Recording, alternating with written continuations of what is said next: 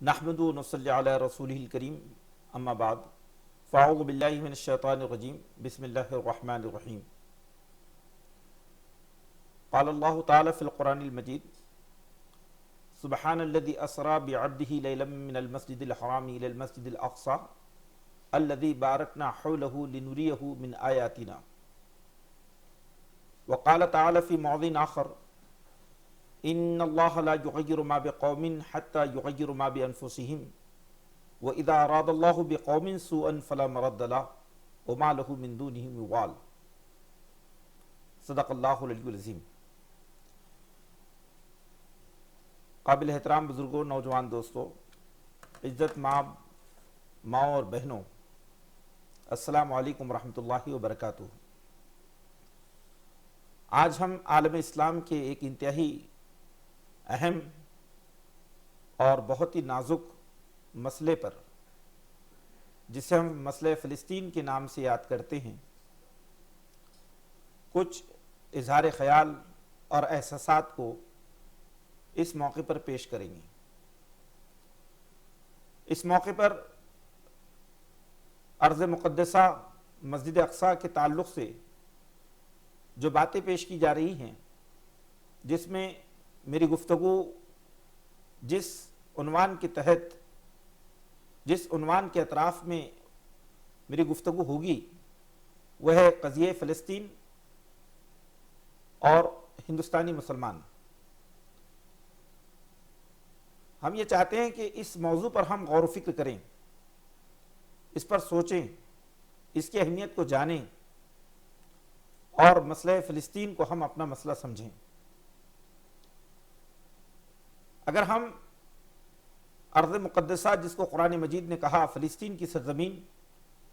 جو انبیاء علیہ السلام کی سرزمین ہے اور جس سے عالم اسلام کو ایک نسبت خاص ہے کہ وہاں مسلمانوں کا قبلہ اول بیت المقدس ہے، جہاں نبی کریم صلی اللہ علیہ وسلم نے معراج کے مبارک سفر سے قبل تمام انبیاء علیہ السلام کی امامت فرمائی، اور مسجد اقصیٰ عالم اسلام کی 3 عظیم مقامات میں اللہ کے رسول صلی اللہ علیہ وسلم نے اس کو شامل فرمایا: مسجد حرام، مسجد نبوی اور مسجد اقصیٰ۔ اس طرح مسجد اقصیٰ کو اگر ہم دیکھیں تو مسجد اقصیٰ کی جو وراثت ہے وہ امت مسلمہ کا حق ہے۔ اس پر بے شمار کتابیں اور تاریخی شواہد موجود ہیں، اور ہم اس بات کو بھی جانتے ہیں کہ ارض مقدسہ سے امت مسلمہ نے جو عشق کیا ہے وہ اپنے ایمان اور عقیدے کی بنیاد پر کیا ہے۔ نبی پاک صلی اللہ علیہ وسلم نے کئی مہینوں تک مسجد اقصیٰ کی طرف رخ کر کے نماز پڑھی، اور دوسری اہم بات یہ ہے کہ مسجد اقصیٰ یہ عالم اسلام اور امت مسلمہ کی عزت اور سربلندی کی بنیاد بھی ہے۔ ہم دیکھتے ہیں کہ دور صحابہ میں حضرت عمر فاروق رضی اللہ تعالیٰ عنہ خلیفۃ المومنین نے اس عظیم مسجد کو فتح کیا تھا، اور اس وقت تاریخ کا بہت ہی بڑا واقعہ پیش آیا کہ عیسائیوں نے نہایت ادب و احترام کے ساتھ مسجد اقصیٰ کی چابیاں حضرت امیر المومنین عمر فاروق رضی اللہ تعالیٰ عنہ کے حوالے کر دی، اور اس طرح سے مسجد اقصیٰ کے اصلی وارث جو ایمان والے ہیں، جس کے بارے میں قرآن مجید نے یہ بات کہی ہے سورہ توبہ میں کہ انما یعمر مساجد اللہ من آمن باللہ والیوم الآخر، کہ مسجد اللہ کا گھر ہے، اور ان مسجدوں کے معمار اور اس کے متولی وہی لوگ ہو سکتے ہیں جو اللہ پر اور آخرت کے دن پر ایمان رکھتے ہوں، اور جو اللہ کے سوا کسی سے نہ ڈرتے ہوں، جو نماز قائم کرتے ہوں اور زکوٰۃ دیتے ہوں۔ مسجد اقصیٰ کے تعلق سے ہمارے سامنے بے شمار باتیں موجود ہیں۔ اگر ہم تاریخ کے اندر دور تک جا کر دیکھیں تو حضرت موسیٰ علیہ السلام نے اللہ کے حکم سے بنی اسرائیل کو یہ بات ان کے سامنے رکھی تھی کہ وہ ارض مقدسہ کو فتح کریں اور وہاں پر توریت کو نافذ کریں، لیکن بنی اسرائیل کی بزدلی، منافقت اور اپنے رسول کے ساتھ دغا اور بے وفائی کے نتیجے میں بنی اسرائیل نے یہ اقدام نہیں کیا، اور حضرت موسیٰ اور حضرت ہارون علیہ السلام کو یہ جواب دیا، بلکہ موسیٰ علیہ السلام کو جواب دیا کہ اذهب انت وربك فقاتلا انا هاهنا قاعدون، کہ اے موسیٰ تو اور تیرا رب تم دونوں جاؤ اور جا کر ارض مقدسہ کے لیے جنگ کرو، ہم یہ کرنے والے نہیں ہیں، ہم یہاں بیٹھے رہیں گے۔ اور پھر اللہ تعالیٰ نے بنی اسرائیل پر اپنا عذاب اور اپنا غضب نازل کیا، اور اس بنی اسرائیل کو ان ریگستانوں میں پیوند خاک کر دیا، ان پر جلا وطنی مسلط کر دی، 40 سالہ جلا وطنی، اور انہیں جو ہے ذلت اور نکبت کا فیصلہ ان کے حق میں ہوا۔ اللہ نے اسی مقدس زمین کا وارث امت مسلمہ کو بنایا، ایک اپنی اسکیم کے تحت، کیونکہ فلسطین کا خاص جو اس کا جغرافیائی محل وقوع ہے، اور اس کا جو اس کا پہلو ہے ایمانی نقطہ نظر سے، وہ یہ ہے کہ وہاں جب تک مسلمان فلسطین پر اس کی حفاظت کریں گے، مسجد اقصی کی سرپرستی کریں گے، ارض مقدسہ کو باطل سے، ظالم سے، طاغوت سے آزاد رکھیں گے، اس وقت تک امت مسلمہ عالم اسلامی میں، عالم انسانی میں قائد کے حیثیت سے ہوں گے۔ تو ہم دیکھتے ہیں کہ جتنی صلیبی جنگیں ہیں، ان صلیبی جنگوں کا جو بنیادی محرک ہے وہ مسجد اقصی بھی ہے۔ ایک زمانہ درمیان میں ایسا آیا کہ 90 سال تک مسجد اقصی عیسائیوں کی سازش کے نتیجے میں مسلمانوں کے ہاتھوں سے نکل گئی، لیکن ہم دیکھتے ہیں کہ اس زمانے کی جو سیاست، مسلم سیاست تھی، جو بادشاہ تھے نور الدین زنگی اور ان کے بعد میں حضرت صلاح الدین ایوبی رحمۃ اللہ علیہ، تو ہم دیکھتے ہیں کہ مسلم بادشاہوں کی آنکھوں کی نیند اڑ گئی تھی، پوری امت مسلمہ بےتاب اور بے چین تھی، ایسا محسوس ہوتا تھا کہ گویا ان کا جگر گوشہ، ان کی آنکھوں کا تارا، ان کے دل کا سرور ان سے چھین لیا گیا ہو۔ پوری امت نے تقریباً 1 صدی بے چینی اور بے قراری کی زندگی گزاری، اور حضرت صلاح الدین ایوبی کی قیادت میں بالآخر مسجد اقصی کو پوری شان و شوکت کے ساتھ حاصل کیا گیا۔ پھر اس کے بعد میں ہم دیکھتے ہیں کہ تاریخ کا تقریباً 1100 سالہ دور ہے، جو 19ویں صدی 20ویں صدی کے ابتدا میں وہ دور ختم ہوتا ہے، اور پھر سے وہ سازشیں شروع ہوتی ہیں۔ اور جب ہم دیکھتے ہیں کہ جنرل ایلینبی، جس نے فلسطین پر قبضہ کیا، جنگ عظیم اول میں ترکوں کو شکست ہوئی، ان کی فوجیں جو ہے بری طرح سے قتل کی گئیں، اور اس کے نتیجے میں عالم عربی پر ترکوں کی جو فوجی جو اس کا کنٹرول تھا وہ ختم ہو گیا، اور فلسطین کو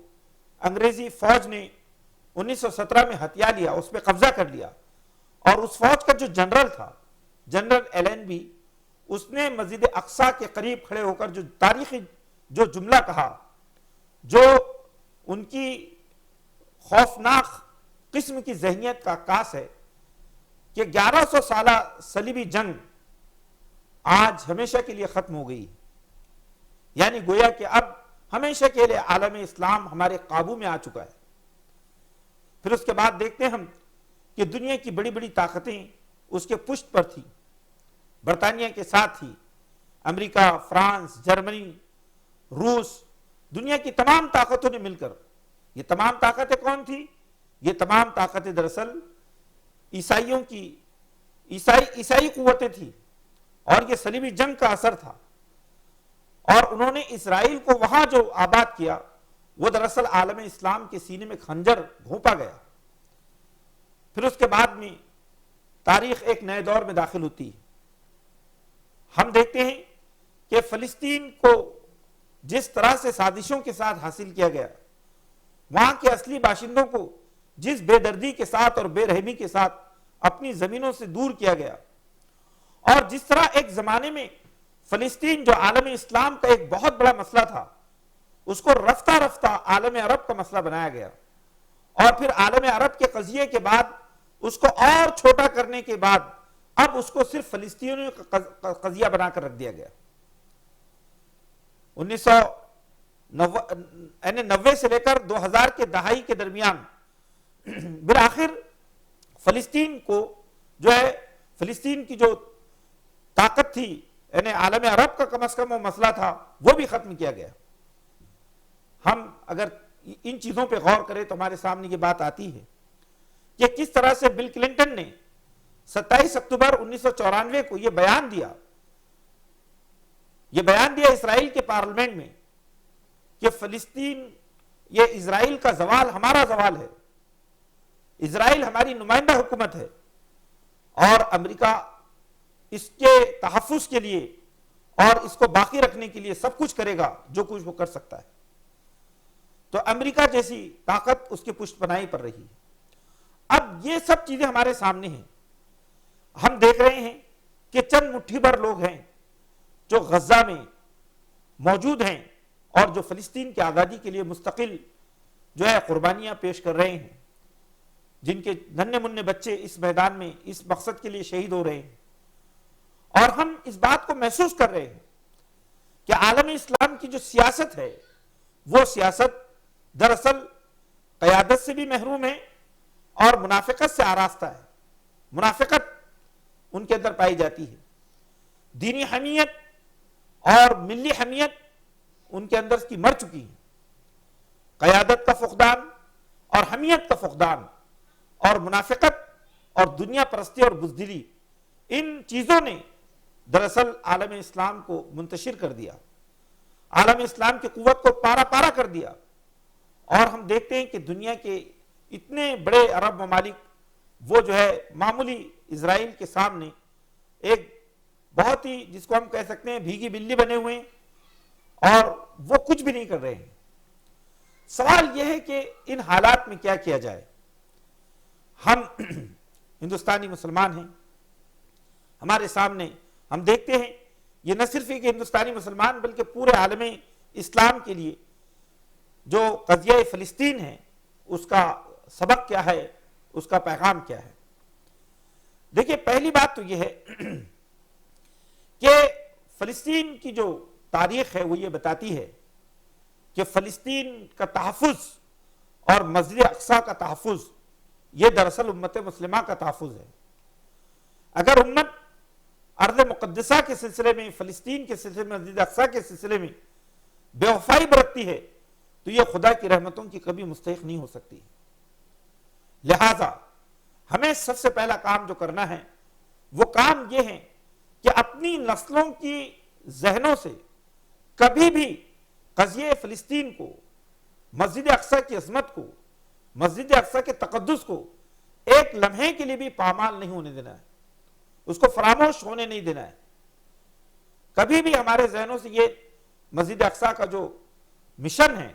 وہ کبھی ایک لمحے کے لیے وہ فراموش نہ ہو، ہمارے ذہنوں سے اوجھل نہ ہونے پائے، کیونکہ وہ ہم پر حق ہے۔ پھر اسی طرح سے وہ لوگ جو فلسطین کی سرزمین پر بہت پرامن طریقے سے بھی اور دیگر وسائل کے ساتھ بھی مسجد اقصی کے حصول کے لیے سب کچھ کر رہے ہیں، وہ دراصل پوری امت مسلمہ کی جنگ ہے، پورے عالم اسلام کے وہ نمائندہ لوگ ہیں، پورے عالم اسلام کے نمائندہ لوگ ہیں۔ ہماری ہمدردیاں، ہماری دعائیں اور جتنا ہو سکتا ہے ان کا تعاون، یہ دراصل ان کا ہم پر حق ہے۔ آج ہم اس بات کو جانتے ہیں کہ بظاہر عالمی سطح پر امت مسلمہ ٹوٹ پھوٹ کا شکار ہے، مرعوبیت کا شکار ہے، اتحاد سے محروم ہے، یہ سب چیزیں اپنی جگہ ہے، لیکن اس کے باوجود بھی ہم اس حقیقت سے واقف ہیں کہ امت مسلمہ کے لیے یہ جو قضیہ فلسطین ہے، یہ اس امت کے اتحاد اور اس کی یکجہتی اور اس کی جو ہے ملی جس کو ہم کہہ سکتے ہیں طاقت کا سرچشمہ بھی ہے. تو ہمیں اس پہلو سے سمجھنے کی ضرورت ہے کہ مسجد اقصیٰ کا جو معاملہ ہے، یہ مسجد اقصیٰ اور فلسطین کا جو مسئلہ ہے، یہ دراصل عالم اسلام کا مسئلہ ہے، پوری امت مسلمہ کا مسئلہ ہے. آخر اسرائیل کو اس مقدس زمین پر کیوں بسایا گیا؟ اس کے پیچھے کیا راز ہے؟ تو اگر ہم اس کو دیکھنے کی کوشش کریں تو اس میں یہ بات سمجھ میں آتی ہے کہ دراصل اس کے ذریعے سے عالمی طاقتیں، صلیبی قوتیں کئی مقاصد کو حاصل کرنا چاہتی ہیں. ان کا پہلا مقصد تو یہ ہے کہ وہ کسی طرح عالم عرب کے بڑے بڑے جزیروں کو، ان کی جو ہے وسائل کو پوری طرح سے کنٹرول کریں. یہ دراصل شترمرغ کی طرح عرب ممالک اپنے جو ہے سر کو مٹی میں چھپا کر محسوس کر رہے ہیں کہ وہ محفوظ ہیں. وہ محفوظ نہیں ہیں. دراصل ان لوگوں کا منصوبہ یہ ہے کہ عالم عرب جو عالم اسلام کا قلب ہے، اس عالم عرب کی سیاسی، جغرافیائی اور اس کی جو ہے انسانی قوتوں کو پامال کر دیں. یہ ان کا پہلا مقصد ہے. دوسرا مقصد اسرائیل کا وہاں جو وجود ہے، اس کے پیچھے دراصل عالمی سطح پر اس کے کئی مقاصد کام کر رہے ہیں کہ دنیا میں جتنے ممالک بھی امت مسلمہ کے لیے اپنے دلوں میں ہمدردی رکھتے ہیں، ان کے اندر مسلمانوں کے تئیں نفرت کے جذبات پیدا کیے جائے. اگر ہم اس بات کو دیکھیں تو آج پوری دنیا میں نفرت کا یہ جو ماحول جو ہم کو دکھائی دیتا ہے، اس کے پیچھے اسرائیلی دماغ کام کر رہا ہے. ان لوگوں نے جگہ جگہ قوموں کو آپس میں لڑانے کا منصوبہ بنا رکھا ہے. اور پھر تیسری جو چیز ہے، ان کے مقصد میں یہ چیز بھی شامل ہے کہ وہ مغربی تمدن جو دراصل اسلامی معاشرت کے لیے، یعنی مغربی تمدن اسلامی معاشرت کی بنیادیں ہلاتا ہے، یا اس کے خمیر میں یہ خدا فراموشی ہیں، اور اس کے خمیر میں زنا ہے اور لواطت ہے، اخلاقی خرابیاں ہیں اور منشیات ہیں. وہ ساری جو چیزیں ہیں جو کسی تمدن کو فساد کا شکار بنا دیتی ہیں، اسرائیل دراصل اس تمدن کے فروغ کے لیے، عالم اسلام میں اس کی جڑوں کو مضبوط کرنے کے لیے اسرائیل جو ہے ایک سب سے بڑے وسیلے کے طور پر کام کر رہا ہے. تو ایسے حالات میں امت مسلمہ ہند کی بھی یہ ذمہ داری ہے کہ دراصل ارض مقدس کو حاصل کرنا، مسجد اقصیٰ کی بحالی کی کوشش کرنا، اور وہ جس طرح سے ہیکل سلیمانی کے ایک جو ہے اس کے قیام کا مشن اس وقت یہودیوں کے سامنے ہے، اور اس کے ذریعے وہ چاہتے ہیں کہ مسجد اقصیٰ کو مکمل طور سے شہید کر دیا جائے اور وہاں پر ہیکل سلیمانی بنا دیا جائے، اور اس طرح سے عالم اسلام کا جو دل ہے وہ ان سے چھین لیا جائے. تو اس کے پیچھے یہ سارے مقاصد کام کر رہے ہیں. اگر ہم دور تک دیکھیں تو مسئلہ فلسطین صرف مسئلہ فلسطین نہیں ہے، بلکہ دراصل یہ امت مسلمہ کا 21ویں صدی میں بہت بڑا مسئلہ ہے، جو مسلمانوں کی ثقافت، ان کی تاریخ، ان کے تمدن، ان کے اتحاد، ان کی سیاست، ان کی قیادت اور ان کی نئی نسلوں کے لیے موت کے پیغام کے برابر ہے. ایسے حالات میں میں آپ کے سامنے دو اہم باتیں، ہمارے 20ویں صدی کے دو عظیم علماء کرام اور عظیم مفکرین کے دو اسٹیٹمنٹس میں آپ کے سامنے بطور خاص رکھنا چاہتا ہوں، تاکہ ہم اس مسئلے کی اہمیت کو سمجھیں اور اس کو ہم اپنی نسلوں میں زندہ رکھیں، اپنی نسلوں کو اس مشن کے لیے تیار کریں، اور کبھی اس کے تئیں بے حسی اختیار نہ کریں کہ اس کے تئیں بے حسی دراصل ہماری دینی حمیت کی موت کے مترادف ہے. سب سے پہلے اس مسئلے کو سنجیدگی سے جس شخصیت نے اٹھایا وہ ہے امام حسن البنا شہید رحمۃ اللہ علیہ. بہت بڑا نام ہے، یہ تاریخ اسلام کا لافانی نام ہے، قیامت تک یاد کیا جائے گا. اور انہوں نے جس طرح سے اسلام کو دنیا کے سامنے پیش کیا اور اس کی بنیاد پر مضبوط تحریک کی بنیاد رکھی، تو خدا ان کی قبر کو نور سے بھر دے. انہوں نے جو اپنے جذبات کا اس مسئلے کے تعلق سے اظہار کیا ہے وہ میں آپ کے سامنے 1 منٹ میں رکھنا چاہتا ہوں. انہوں نے یہ بات فرمائی کہ بھائیو، اس وقت فلسطینی بھائی میدان میں بھوک پیاس کو برداشت کر رہے ہیں، کوشش اور جدوجہد کر رہے ہیں، قتل ہو رہے ہیں اور مقدس ملک کی راہ میں جیل میں ٹھونسے جا رہے ہیں، وہ ابھی تک سب سے بابرکت میدان میں بہترین کارنامے انجام دے رہے ہیں اور ایسی بہادریاں دکھا رہے ہیں جو طاقت سے بڑھ کر ہیں۔ چنانچہ انہوں نے اللہ اور تاریخ کے پاس اپنا عذر پیش کر دیا ہے۔ یعنی فلسطینی جو مجاہدین ہیں انہوں نے اللہ اور تاریخ کے پاس اپنا عذر پیش کر دیا ہے۔ اگر یہ تحریک کمزور پڑ جاتی ہے تو تم اس کمزوری کے ذمہ دار ہو جاؤ گے۔ یہ ایسا جرم ہے جس کا اللہ سخت ترین مواخذہ کرے گا اور تاریخ اس کو اپنے سیاہ ترین صفحات میں ریکارڈ کرے گی۔ چنانچہ اس موقع کو غنیمت جانو اور اپنے بھائیوں کے تئیں اپنی ذمہ داریوں کو ادا کرو۔ اللہ تمہارے ساتھ ہے اور وہ تمہارے اعمال کو ہرگز ضائع نہیں کرے گا۔ امام حسن البنا شہید رحمت اللہ علیہ۔ اور دوسرا امت مسلمہ کے اس سے جو تعلق، اس مسئلے سے جو خصوصی تعلق امت مسلمہ کا ہے، اس پر 20ویں صدی کے عظیم عالم مفکر حضرت مولانا علی میاں ندوی رحمت اللہ علیہ کا یہ سٹیٹمنٹ بہت اہم ہے۔ انہوں نے یہ فرمایا کہ غلبہ اور فتح انشاءاللہ اہل حق اور انسانیت کے لیے عمومی اور ابدی پیغام رکھنے والی امت ہی کی ہوگی، جس کی شفقت میں پوری انسانیت کا حصہ ہے، جس کی نظر میں ساری مخلوق خدا کا کنبہ ہے، جس کی نظر میں ساری مخلوق خدا کا کنبہ ہے، جو حق کے لیے ہر جگہ سینہ سپر ہو جاتی ہے اور ظلم کا مقابلہ ہر موقع پر ہر شکل میں ہر جگہ کرتی ہے، جو انسانیت کی خدمت کے لیے زندہ ہے اور انسانیت ہی کے ساتھ وابستہ ہے، جس کا دامن فتنہ و فساد سے پاک ہے اور جو دنیا میں علو و فساد کی نہیں حق و انصاف کی علمبردار امت ہے۔ یہ ہے امت مسلمہ۔ حضرات گرامی، یاد رکھیے کہ اللہ تعالیٰ انہی قوموں کے حق میں اپنے فیصلے صادر فرماتا ہے جو قومیں اپنے احوال اور اپنے حالات کو بدلنے کے لیے فکر مند ہوتی ہیں۔ یہ قانون ہے اللہ تعالیٰ کا جو آفاقی قانون ہے۔ سورہ رعد میں اللہ تعالیٰ نے یہ بات ایک آیت نمبر 113 میں ارشاد فرمائی ہے کہ ان اللہ لا یغیر ما بقوم حتی یغیروا ما بانفسہم واذا اراد اللہ بقوم سوءا فلا مرد لہ وما لہ من دونہ من وال،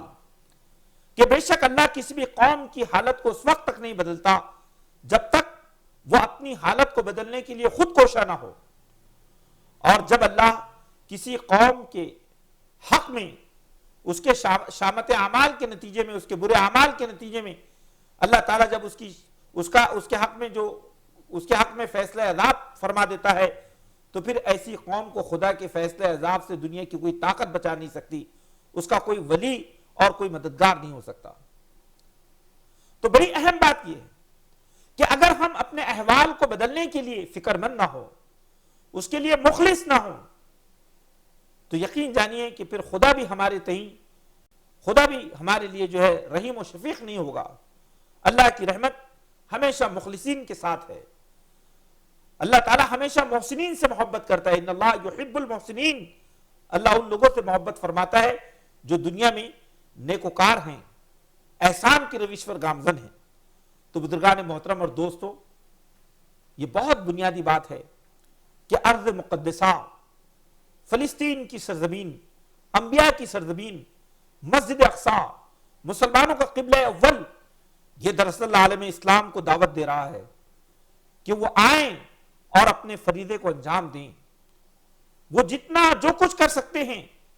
وہ عدل اور انصاف کے قیام کے لیے اور دنیا سے اس ظلم اور جبر کے خاتمے کے لیے وہ اپنی دعاؤں کے ذریعے، نیک تمناؤں کے ذریعے، اپنے پیغامات کے ذریعے عالم انسانی کو اور عالمی سیاست کو پریشرائز کر کے، عالمی سماج کو پریشرائز کر کے وہ اس مسئلے کے حل کے لیے میدان میں آئیں۔ ہم جو کچھ کر سکتے ہیں ہم اپنی استطاعت بھر اس کے لیے ممکنہ جدوجہد کریں، کیونکہ یہ ہمارے اوپر یہ ہمارا دینی فریضہ ہے، ملی فریضہ ہے، ایمانی تقاضا ہے۔ ان چیزوں کو ہم اپنے سامنے رکھیں۔ یہ چند باتیں ہیں جو میں نے ارض مقدس، مسئلہ فلسطین اور ہندوستانی مسلمانوں کی ذمہ داریوں کے تئیں آپ کے سامنے پیش کی ہیں۔ میں اللہ سے دعا کرتا ہوں کہ اللہ تعالی ہم سب کو صحیح معنوں میں عالم اسلام کے مسائل کو سنجیدگی کے ساتھ سمجھنے اور ان کے تئیں اپنے رول کو، اپنی ذمہ داریوں کو ادا کرنے کی توفیق عطا فرمائیں۔ رب کریم مسجد اقصی اور ارض مقدسہ کی آزادی کے اسباب پیدا فرمائیں، اس کے لیے راستے ہموار فرما دے۔ پروردگار مظلوم فلسطینی قوم کی مدد فرمائیں۔ اللہ تعالیٰ جو ہے امت مسلمہ کی عظمت رفتہ کو بحالی عطا فرمائیں۔ اللہ تعالیٰ اس امت کو عالم انسانی کے حق میں مفید بنا دیں اور پوری انسانی دنیا میں عدل و انصاف کے قیام کے لیے امت مسلمہ کو جو ہے اس مقام تک پہنچائیں کہ وہ دنیا میں عالم انسانی میں وہ خدا کی نمائندہ امت کی حیثیت سے وہ اپنے کردار کو ادا کر سکے، نبیوں کی وراثت کا حق ادا کر سکے۔ آمین یا رب العالمین، وآخر دعوانا الحمدللہ رب العالمین۔